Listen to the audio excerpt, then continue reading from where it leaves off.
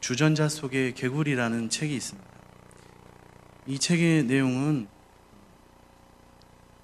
미지근한 물이 담긴 주전자에 개구리를 넣어두고 조금씩 물의 온도를 높이면 개구리는 위협할 만한 높은 온도라는 것을 모른 채 따뜻한 물이 주는 그 나른함 속에 기분이 좋아지면서 그 기분 좋게 서서히 죽어간다는 내용이 들어있습니다. 뜨거운 물이 든 주전자에 집어넣으면 바로 튀어나오겠죠. 그렇지만 기분 좋은 온도 속에 들어가 있는 개구리는 그곳에서 그렇게 나른한 마음 가운데 기분 좋게 죽어간다는 내용입니다. 이와 비슷한 것이 우리 인생 중에도 분명히 있습니다. 그것이 무엇일까요? 그것은 바로 죄입니다.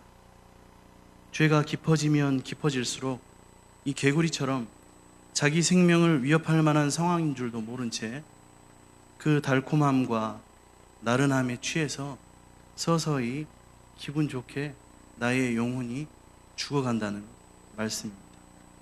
다시 말해서 우리들은 죄라는 주전자 속에 빠지게 되면 나의 영혼이 죽어가는 것도 모른 채 그 속에서 더 이상 나오려고 하지 않는다는 그런 습성이, 죄의 습성이 있다는 것입니다. 너무나 달콤해서 나를 나른하게 기분 좋게 만드니까 더 이상 그 죄 가운데서 나오고 싶지가 않습니다. 깊어지면 깊어질수록 실상 죽음을 향해서 달려가고 있는데도 그것을 깨닫지 못하고 그 속에서 죽어가고 있다는 것입니다. 그렇기 때문에 죄는 나를 시험하는 시험의 대상이 아니라 반드시 우리가 피해야 하는 것이며, 만약 죄 가운데 있다면 우리는 빨리 회개하고 죄에서 벗어나서 하나님께로 돌이키는 것이 정말 중요하다고 할 수 있겠습니다. 죄를 범하는 사람들에게 공통적인 특징이 몇 가지 나타나게 됩니다. 그것은 처음에는 죄를 짓기 매우 어렵지만 한 번 범하고 두 번 범하기 시작하면 그 다음부터는 무뎌지고 죄의식조차 느끼지 못한다는 것입니다. 이것이 바로 죄의 나쁜 속성입니다. 그리고 죄의식조차 느끼지 못하기 때문에 죄를 범하면 범할수록 더 담대해지고 깊어져만 가는 것입니다. 그러므로 우리들은 죄의 유혹이 있을 때 그 씨앗이, 그 단초가 될 만한 것들을, 죄의 형상이 될 만한 것들을 피하고 버리는 결단이 분명 필요합니다. 여기서 죄의 몇 가지 특징을 한번 나눠보고자 합니다. 첫 번째, 죄는 전염성을 가지고 있습니다. 아담과 하와를 보면 하나님께서 금하신 선악과를 누가 먼저 먹게 됩니까? 바로 하와입니다. 이 선악과를 먹은 하와가 그것을 누구에게 권하게 됩니까? 그것은 바로 아담입니다. 아담 역시 이 선악과를 먹고 하와와 마찬가지로 죄를 범하게 됩니다. 이것이 바로 우리에게 단편적으로 보여지는 죄의 전염성입니다. 죄는 이렇게 강한 전염성이 있어서 내가 저지른 죄를 다른 사람에게도 권하게 되는 것이 바로 그 특징으로 나타납니다. 다른 사람이 죄를 지었을 때 또한 그것을 보고 나도 한번 따라해보고 싶다라고 생각하는 것, 이것도 바로 죄의 전염성이라고 할 수 있겠습니다. 때로는 이것이 심각한 결과를 가져오게 되는데 그것은 바로 혼자만의 문제가 아니라 전염되어지고 또 전염되어져서 집단적으로 그 결과가 나타나기까지 한다는 것입니다. 집단 범죄란 무엇이냐 한번 찾아봤더니 여러 사람의 행위가 동일한 방향의 같은 목표를 향하여 집합됨으로써 이루어지는 범죄라고 할 수 있겠습니다. 국가적으로 역사 속에서 찾아보면 전범 국가, 우리에게 가장 가까이 있는 일본이나 또 독일의 유대인 학살이나 이런 모습들이 집단적으로 그 범죄함이 나타난 결과라고 할 수 있겠습니다. 기업의, 특별히 대기업의 횡포, 그리고 종교적으로 보더라도 이단 사이비에 예배를 방해하는 성령 회방죄나 그다음에 교회를 무너뜨리는, 또 교회를, 작은 교회들을 취하는 신천지의 산업기기 같은 작전, 전략 같은 것들, 이건 집단적인 범죄의 형태로 나타나는 것입니다. 성경에서 이스라엘 백성들 가운데서도 이런 집단적인 범죄로의 이끌림, 전염성, 그 예들이 많이 나타나고 있습니다. 금송아지 사건도 마찬가지고요. 눈에 보이지 않는 하나님을 보이게 하려는 금송아지 사건. 이 금송아지 사건도 모세가 보이지 않으니까 보이는 하나님을 만들어 달라 하고 외치는 불평과 불만으로부터 시작되어서 그렇게 집단적으로 이스라엘 백성들이 범죄하게 되었습니다. 가나안 10명의 정탐꾼이 가나안 땅을 악평하고 돌아오자 그 악평이 모든 이스라엘 백성들에게 전염병같이 퍼지게 되고 하나님을 향한 불평과 불만으로 이어져서 이스라엘 백성들이 다 범죄하고 마는 그런 집단 범죄를 유발시키는 일이 일어나고 말았습니다. 또 예수님을 못 박은 종교 지도자들과 대제사장, 그리고 평소에는 친하지 않았지만 앙숙이었던 바리새인과 서기관들도 예수님 못 박은 데는 하나가 되어서 점점 그 죄악이 전염되어 메시아를 못 박는 그 결과를 낳고 말았던 것입니다. 오늘날도 또 오늘날 교회 안에서도 마찬가지입니다. 교회가 무너지고 속한 부서들이 무너지고 구역이 무너지고 믿음의 공동체가 무너지게 하는 집단적인 행위는 죄의 전염성 때문이고 한 사람이 그 죄의 유혹에 넘어감으로써 시작된 것이라고 할 수 있습니다. 그리고 시작될 것이라는 것을 우리는 죄의 전염성을 통해서 알 수 있습니다. 두 번째, 죄의 속성은 은폐성을 가지고 있습니다. 죄는 그 죄를 덮거나 가리어 숨기려는 특징이 있습니다. 내가 지은 죄를 숨기려고 또 다른 죄를 저지르는 것입니다. 예를 들면 핑계나 거짓말이라는 죄성입니다. 이것들은 때로 더욱 악한 모습으로 우리에게 다가오게 됩니다. 죄를 지은 사람은 부끄러움과 두려움으로 인해서 그것을 감추고 숨기려고 애를 쓰게 됩니다. 또한 이런 죄들이 숨겨지고 가려져서 더욱 죄가 커지고 또 다른 죄가 발생하고 더 악한 모습의 죄가 드러나게 된다는 것입니다. 어떻습니까? 하나님께서 먹지 말라고 명령하신 선악과 이거를 먹은 아담과 하와는 죄를 지은 자신들의 부끄러운 모습을 가리게 되고 또한 하나님을 두려워해서 숨게 됩니다. 이것이 바로 죄의 은폐성입니다. 이런 모습이 우리가 살아가는 이 시대에는 너무나 많이 퍼져 있고 여러 곳에서 나타나고 있습니다. 교회를 다닌다고 하는 사람들이 더 많은 자신의 죄를 가리고 살아가고 있습니다. 사실이 그렇습니다. 거짓이 들통날 것이 뻔하지만 뻔한 거짓말을 하고 그 거짓이 습관화가 된 삶의 모습들이 교회 안에도 있다는 것입니다. 창세기 4장에 보면 정말 무서운 죄를 저지른 가인이 등장하고 있습니다. 자신의 동생 아벨을 죽였습니다. 왜 그렇습니까? 간단히 말하면 하나님께서 자신보다 나보다 동생 아벨을 더 좋아하시기 때문에 그렇게 생각했기 때문에 아벨을 죽였던 것입니다. 자신보다 동생이 하나님과 더 가깝다고 생각하니까 가인의 마음속에 분노와 화가 치밀어 올랐습니다. 나의 재물은 하나님께서 받지 않으시고 동생의 재물만 하나님께서 받아주시니 그 분노가 이루 말할 수 없어서 그만 동생인 아벨을 죽여버리고 만 것입니다. 그럼 왜 하나님께서는 가인의 재물을 안 받고 아벨의 재물만 받아주셨습니까? 왜 그러셨습니까? 동생을 죽이기 전 화가 난 가인에게 하나님께서 경고하시고 말씀하십니다. 창세기 4장 7절 말씀에 보면 내가 옳은 일을 했다면 왜 내가 너의 예물을 받지 않았겠느냐? 그러나 가인, 네가 옳은 일을 하지 않으면 죄가 너의 문 앞에 너를 덮치려고 맹수처럼 공격하려고 도사리고 있을 것이다. 죄가 너를 다스리고 싶어 하여도 너는 죄를 이겨야 한다. 이렇게 말씀하시고 가인에게 경고하셨습니다. 가인의 상태를 너무나 잘 아셨던 주님께서 경고하신 말씀입니다. 무슨 말입니까? 하나님께서 가인의 재물을 받지 않으신 그 까닭은 바로 가인의 상태가 죄에 사로잡힌 상태였다는 것입니다. 또한 중심을 보시는 하나님 앞에 진정성 있는 모습으로 하나님 앞에 예배하지 않았고 제사 드리지 않았습니다. 하나님을 기만하고 거짓된 마음으로 속이는 예배, 속이는 제사를 하나님 앞에 드렸던 것입니다. 저와 여러분은 어떠합니까? 아벨은 그와 반대로 선한 마음과 그리고 양심을 가지고 있었습니다.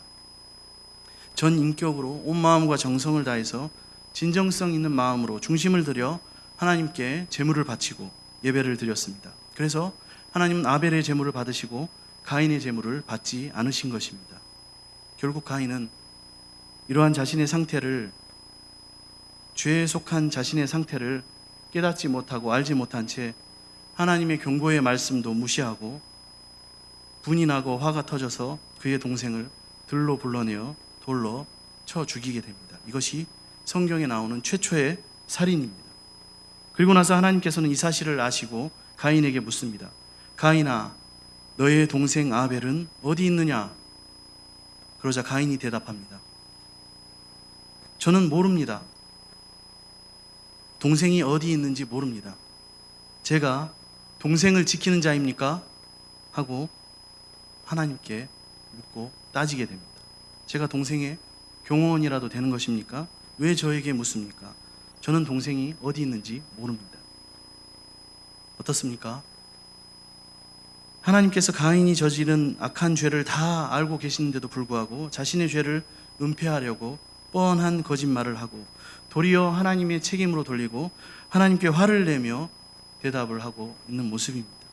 이것을 우리는 적반하장이라고도 하고 또 방귀 낀 사람이 오히려 성을 낸다라고 표현하기도 합니다.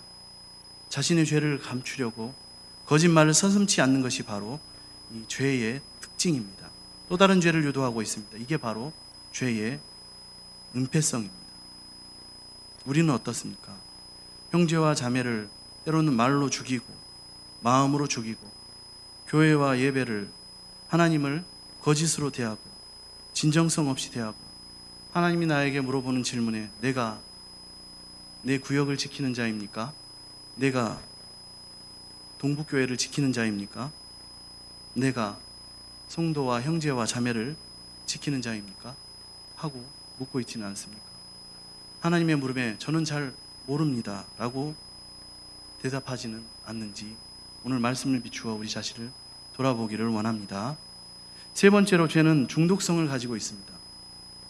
중독성이란 먹거나 들이마시거나 접촉하면 목숨이 위험하게 되거나 병적 증상을 일으키는 성질을 중독성이라 하고 있습니다. 그래서 죄의 전염성, 은폐성도 우리에게 위협이 되고 무서운 것이지만 이 중독성이 죄의 특징 중에 가장 무서운 것이라 할 수도 있겠습니다. 왜냐하면 한 번 중독되면 벗어나기가 매우 어렵기 때문입니다. 한 번 중독되면 그 길이 잘못된 길인 줄 알면서도 그 상황을 벗어나기가 매우 어렵기 때문입니다. 한 번 중독되면 그 맛을 잃을 수가 없습니다. 쾌감이 있습니다. 그리고 하나님이 허락하신 하나님의 형상과 그 인격은 다 사라지게 됩니다. 그 맛을 잊을 수가 없어서 다시 찾아가고 또 찾아가게 됩니다. 또다시 먹을 수밖에 없는 것이 바로 죄의 중독성입니다. 반복되는 죄의 상황으로 더 큰 죄의 상황 가운데 나아가고 이 죄의 중독성은 인간을 그렇게 깊은 수렁으로 이끌기 때문에 어떻게 보면 이 중독성의 파괴력은 엄청나다 할 수 있겠습니다. 우리가 사는 세상에는 중독성이 강한 것들이 너무나 많이 있습니다. 특히 우리를 악으로 이끄는 중독성이 강한 많은 것들. 오늘 이 말씀을 대하면서 내가 혹시 중독되어서 하나님을 바라보지 못하게 하는 것은 무엇인지 우리는 점검하고 체크해야 합니다. 끊고 싶어도 나의 의지로 끊을 수 없는 것, 끊어내기에는 포기하지 못할 즐거움, 무엇입니까? 우리는 말씀을 의지하고 믿음으로 그것을 반드시 끊어내야 합니다.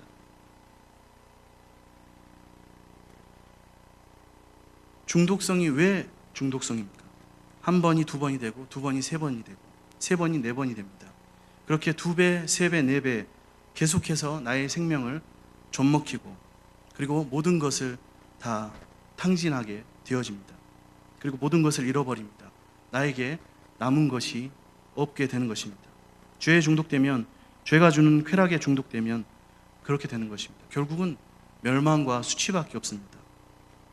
꿀인 줄 알고 가까이 하고 먹었더니 그것 가운데 거했더니 그것이 바로 내 입안에 모래가 되었고 아름다운 보석인 줄 알고 만졌더니 불을 켜보니까 바퀴벌레와 같은 것이 바로 그 죄의 속성이요, 중독성의 결과라고 할 수 있겠습니다.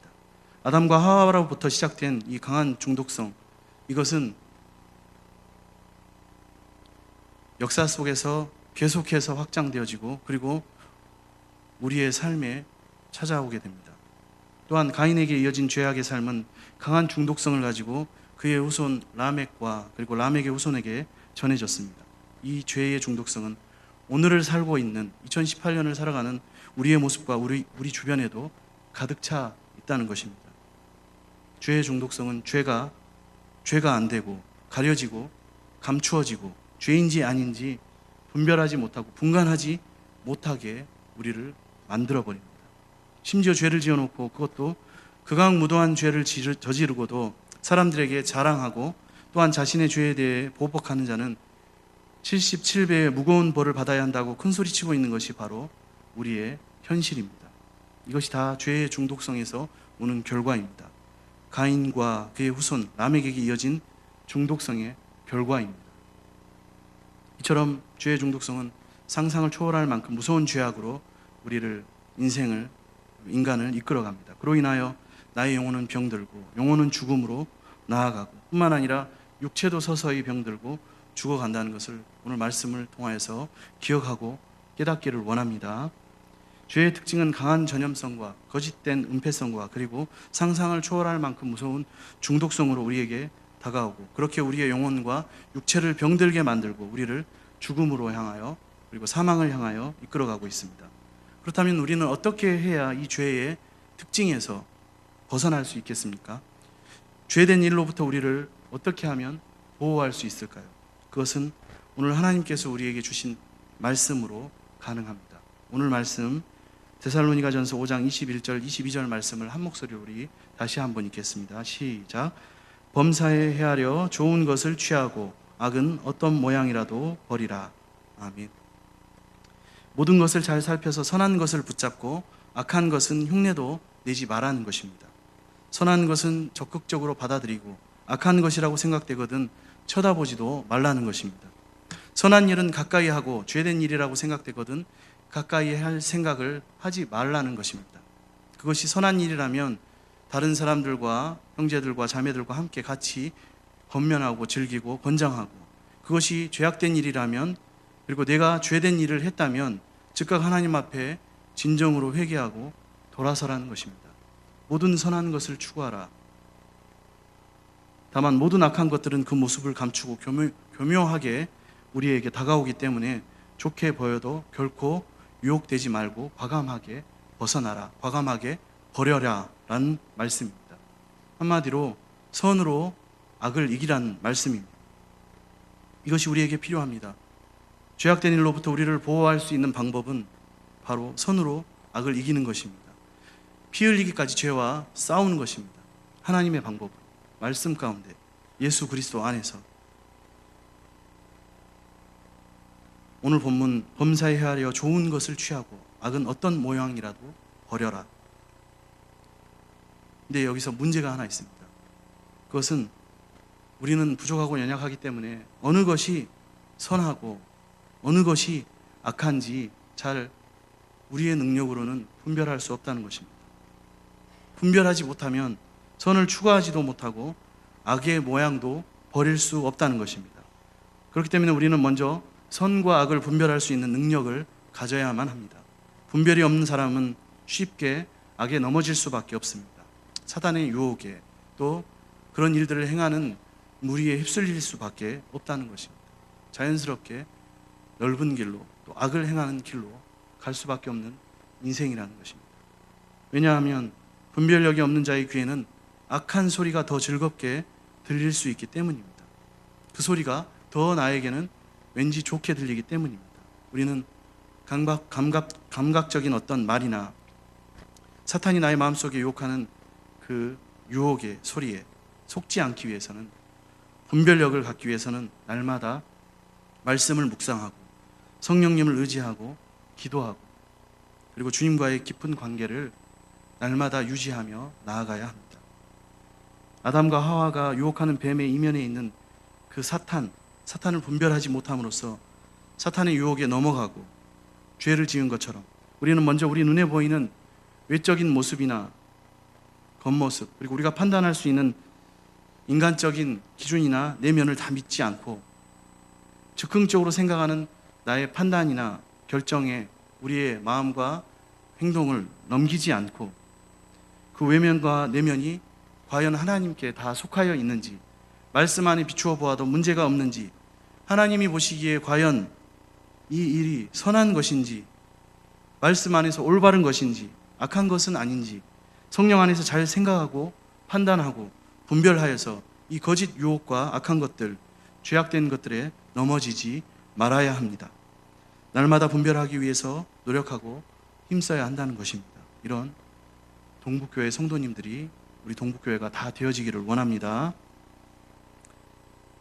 우리는 또한 죄와 절대로 타협하지는 말아야 합니다.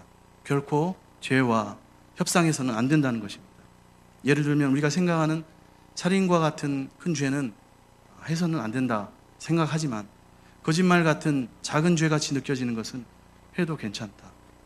상대방의 마음을 약간이라도 거슬리게 하는 이런 작은 모습들, 이런 것들은 해도 괜찮다.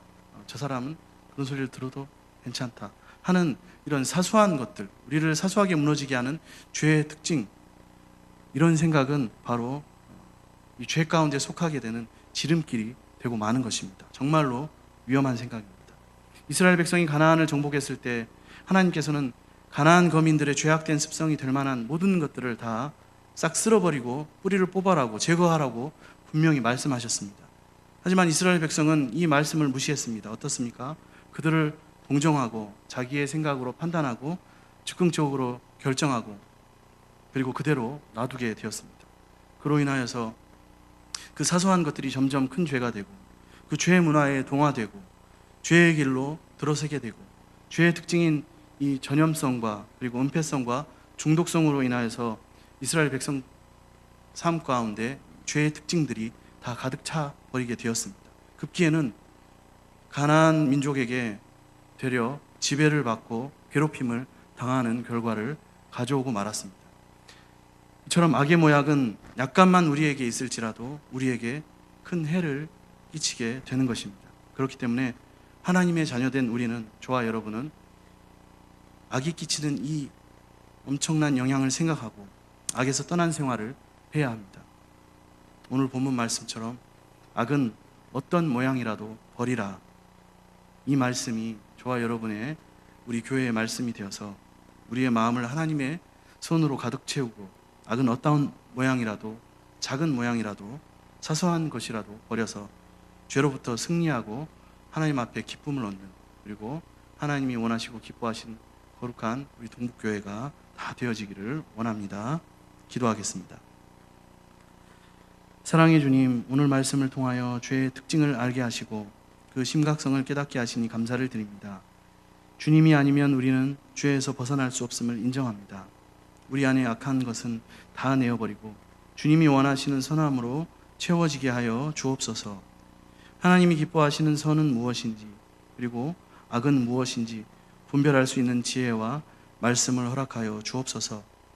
주님의 말씀을 듣고 가인처럼 분노하지 않게 하시고 다윗처럼 회개하는 심령을 허락하여 주시고, 내가 교회를 지키는 자입니다. 내가 우리 구역을 지키는 자입니다. 내가 우리 공동체를 지키는 자입니다.